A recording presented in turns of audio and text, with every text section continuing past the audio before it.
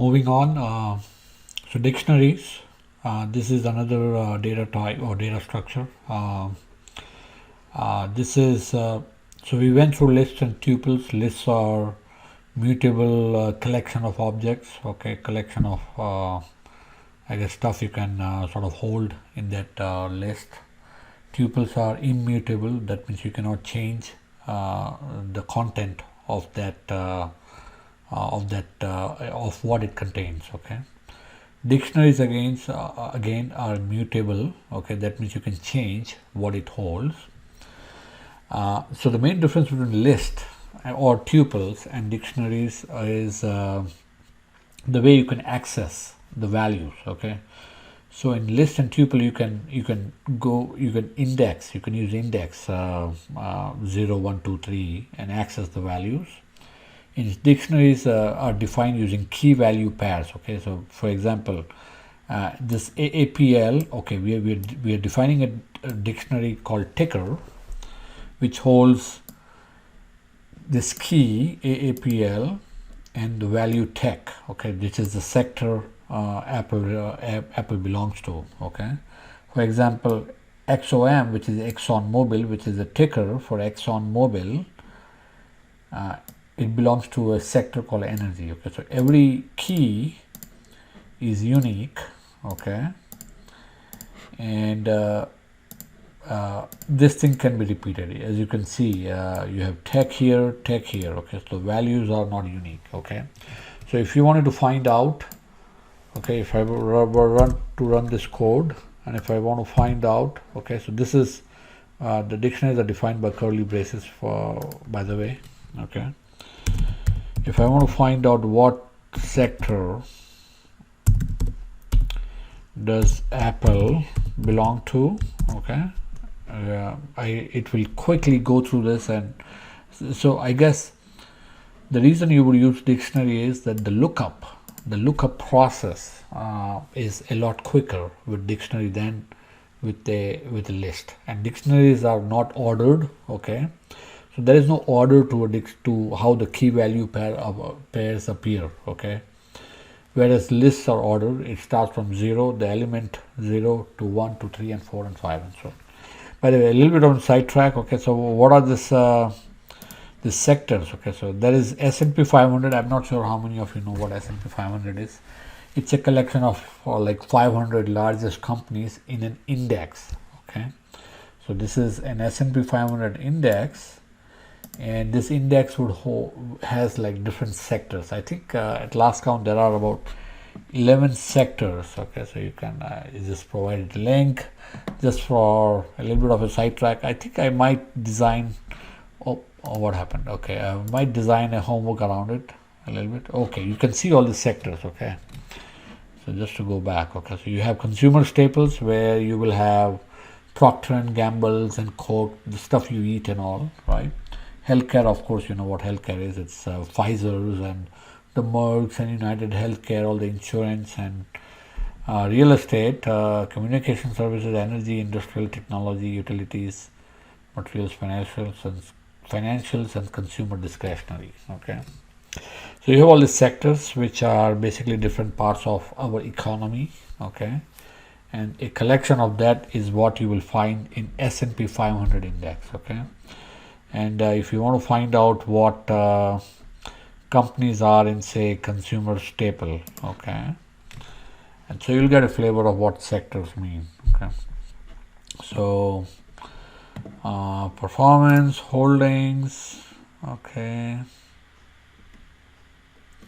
so it has Procter and Gamble, Coca-Cola, Pepsi, Walmart is a consumer staple. Okay, I guess they categorize this as consumer staple now. Altria, I guess it's Philip Morris is a company which makes tobacco, cigarettes and all those things. Costco, okay, and I think it's in a decreasing order of the weight in this sector. I think this Procter and Gamble takes on the biggest chunk. So if you put in $100 and if you buy this XLP, which you can buy in one shot, when you buy this XLP in one shot, you own all of these companies plus some more. Okay, so there are how many? How many are there? Oh, you can download the CSV file, so it'll be interesting. Okay, so we should be able to design a homework around this. Okay, so how many are there? Okay, it keeps going. Okay, or that not that many. Okay, maybe around 40-45. Okay, so as you can see, it is in a decreasing order of the weight, and I believe that is because the value of Procter and Gamble in the market, in the stock market, if you were to buy Procter and Gamble, is going to cost you the most amount of money, followed by Coke, followed by Pepsi, and so and so. How do we find out? Let's see whether it gives us some information here. Okay, so PG stock. Okay, shares outstanding is 2.4. Okay, market cap. Okay, so this is $309 billion company. So if you want to buy Procter and Gamble in one shot, you have to come up with $309 billion. Okay, which of course not many of us have. Okay. Coca-Cola, so as I said, this one should be less than this. Okay, Coca-Cola is, so Procter and Gamble was 309, this is 230 billion. Okay, that's why it has a lower rating. Let's see whether it is actually in the decreasing order, and I think it is. Let's see what Pepsi of course is smaller than Coke, not a lot smaller. It doesn't look like it's a lot. It's a 190 billion. Okay, so it's a little bit smaller than Coke. Okay, so that's a little bit of a sidetrack on sectors, and that's what we are. And ticker by the way is how you buy a stock in a company. For example, if you wanted to buy a stock in Apple, you wouldn't go to a brokerage, okay, where you will open an account, like say Robinhood. I think Robinhood is pretty popular now, right? So you can open an account there, and you won't say I want to buy APPLE shares. Okay, you will say AAPL shares. Okay, that's how they recognize. Okay, so that's a dictionary which has tickers. Okay, values are accessed using keys, which we just did. Okay, let's not do for here. Okay, so ticker Disney is entertainment. Ticker T is what? AT&T. Okay, why does it give an error? Because it's not contained in the dictionary. Okay, can we have a duplicate key? Okay, let's try that. Okay, let's say APL, and we call that. Okay, and let's say we call it entertainment. Okay, let's say Apple is entertainment. Entertainment. Okay,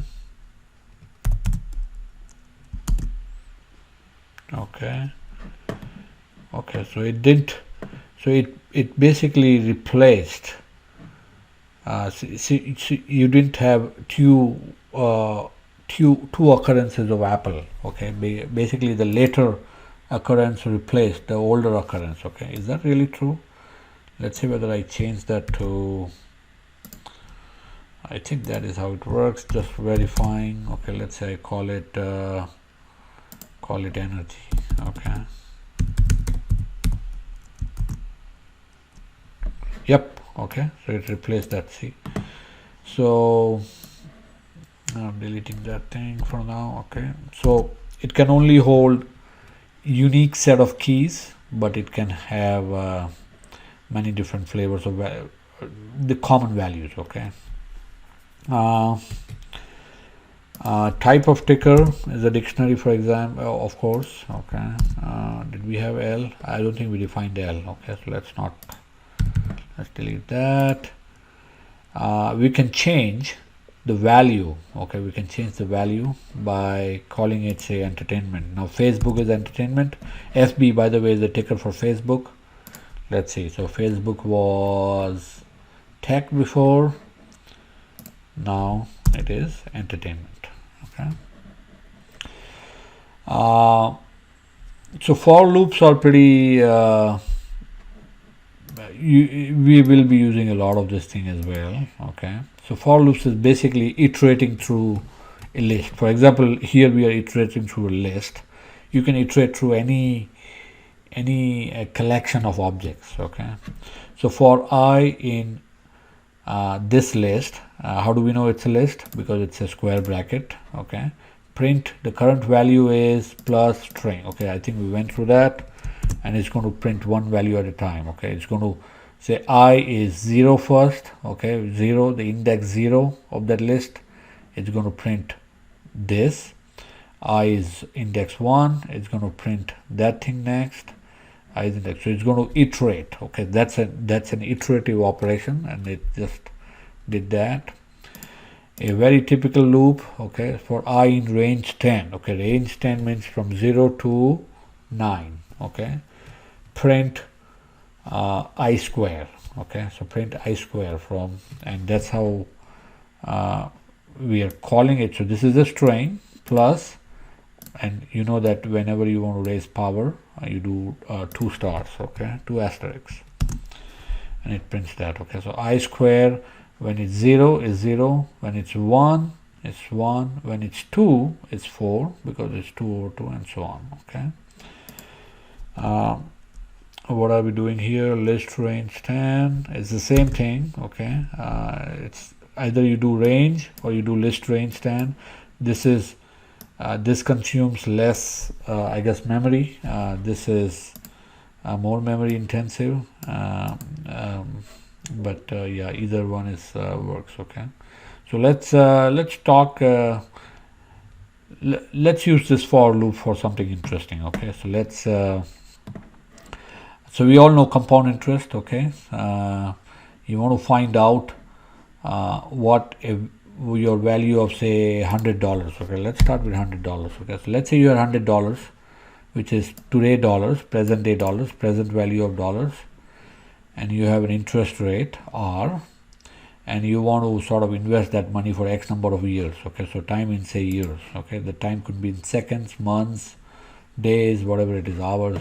Okay, and you want to calculate what the future value is. Okay, so it's so you're building a calculator. Basically you're building a compound interest calculator. Okay, so let's do this thing. Okay, so you have rate of return of 6%, present value is $100. Okay, that's what you have today, and you're investing it at 6%, and you want to, so you're creating a list. Okay, now that list has $106. So that's for the first year. Okay, now you want to say you want to iterate for 10 years. Okay, what will be that value in 10 years? Okay, so you say, let's say years is 10. Okay, of course this is not going to this is not going to take the last 10th year, because it's going to go from 1 to 9, right? Because as you know, it's a zero based indexing, so it starts from whatever it starts with, but it ends